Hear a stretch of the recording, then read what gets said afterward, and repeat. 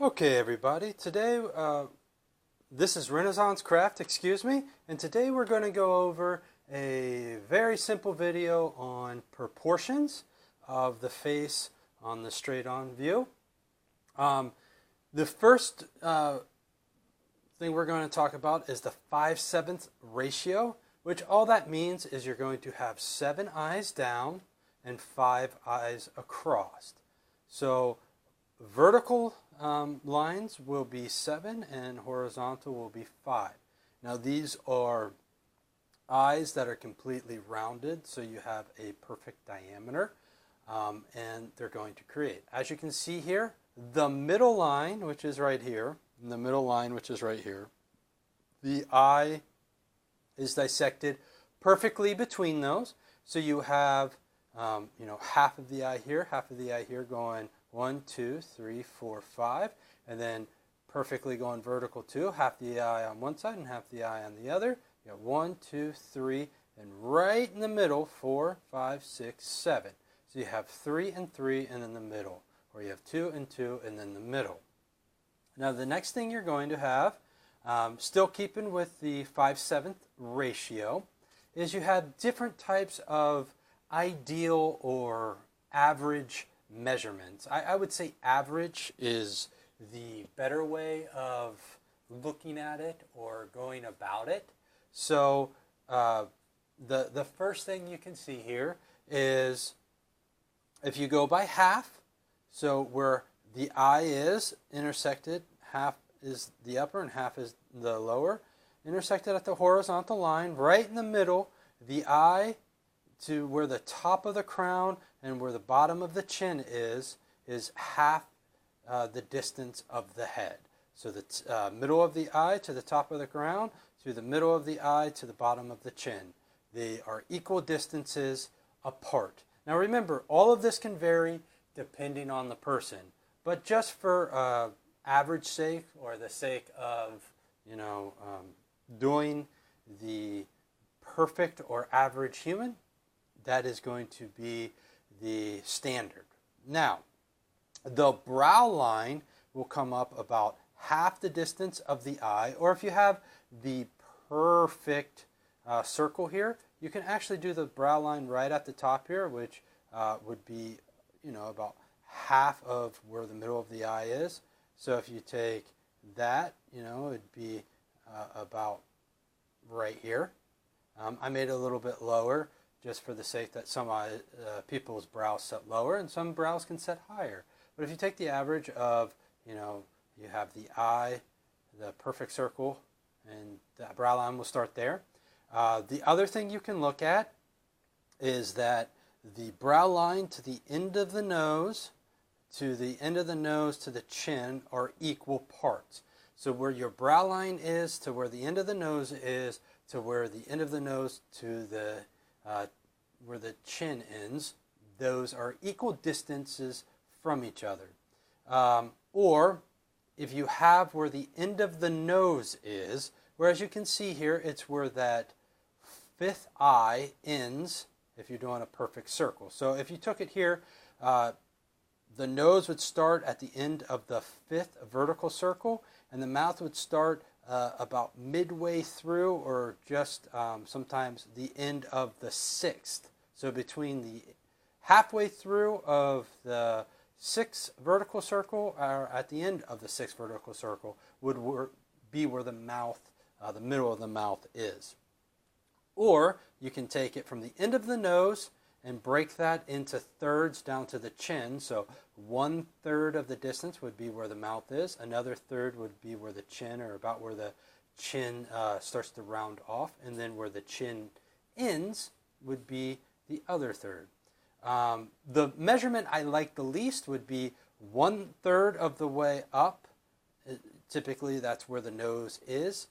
From where the chin begins to where the nose begins is about 1/3 of the way. 1/3 of the way from where the nose begins to where the brow line is, or where the brow line to where the nose ends would be another third, and then the rest of the third would be where the hairline begins. But hairlines vary as well as do the length of noses.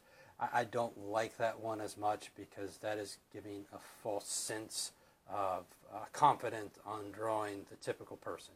But if you wanted to draw an average or a typical ideal, I guess you could use that. And then what you have is you have the measurements inside of that. So where the middle of the mouth is where the jawline is going to curve up. And when it curves up, at the highest point, to go more of a vertical line opposed to a diagonal or horizontal line, will be where the mouth is. So if you think about it, a horizontal line for the chin, and then a diagonal line leading up until where the mouth begins, and then it rounds off or becomes a sharp edge into a vertical line, and that is where the middle of the mouth is. Now the ear starts at the brow line and ends at the beginning of the nose. So the end or beginning of the nose is where the ear starts or finishes, and then the brow, where the brow line begins or where the end of the nose kind of ends, is where the start or the end of the ear is. That is your typical ear. Once again, older people or younger people, it can vary a lot. Now, the nose will begin or end on either side. It ends on either side at where the eye begins. So the inner eye is the outer nose. Now, the mouth ends at the middle of the eye. So the middle of the eye is where the mouth ends on either side, obviously. Now, like I said, the brow line is about, if you take the halfway point, the brow line is about, or the hairline is about 1/3 of the way down. Typically, it can be less or it can be more. Now, what you have here is you have an eye.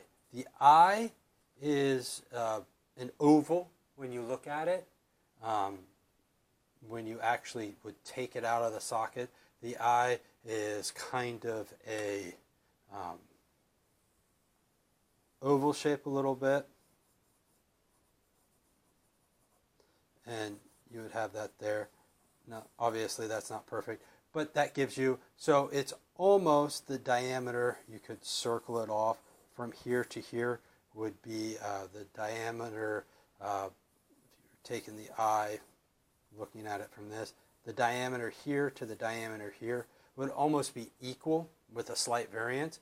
But if you look at the eye from with the skin laying over it and all that, is actually a 2-to-1 ratio. So it is 1:2 to 1 long. So from here to here is equal to from here to here. And 2 of these is from here to here. Now, where the eyelid falls over typically will be included in that 2-to-1 ratio, but not always. And that can actually help you when drawing the eye to get your proportions. So if you're using a perfect circle here, you can actually, right in the middle, so if you have a perfect circle, you can actually take that and dissect that in half, and then right in the middle, you do this and this, and whatever this is, this should be equal to. So you can go, oh, yeah, that's about right. Okay. And then you can add details and other things, and all of a sudden you get an eye. But you get the point. Those are your basic proportions. Now, next time, what we'll go over is the 4:6 ratio, which is very similar to the 5/7, but I will do a quick video on that as well, and that will be next. So thank you for tuning in to Renaissance Craft. I hope you enjoyed the video. If you have any questions or want to give me advice on how to help you further, please do so. Thank you for your time.